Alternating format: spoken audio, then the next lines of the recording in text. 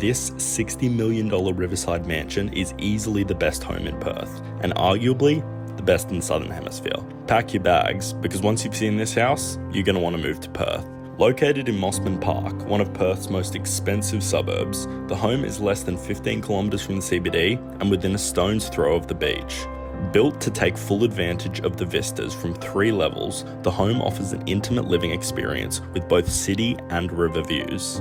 Selling for $59.5 million back in 2009, the home broke records as the most expensive residence ever sold in Australia, a record that it held until 2015 with the sale of the Le Mur in Vaucluse.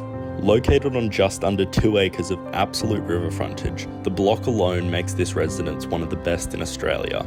Situated on the block is a sprawling 6-bedroom, 8-bathroom mansion, complete with a full-size swimming pool and champion-sized tennis court. The home also features a private cinema, wine cellar, and a billiards room, all of which can be conveniently accessed by the elevator, because as we all know, stairs are for poor people. The home was purchased by business owner Chris Ellison, and since buying the home, he has already bought out 2 of his neighbours, increasing the total land holding to over 9,000 square metres. Perth gets a lot of hate, but I think it's because it's just so far away from the rest of Australia. Although I'll always stand by the fact that Sydney is the best place in Australia, I think Perth is a very promising runner-up as the second best city in Australia.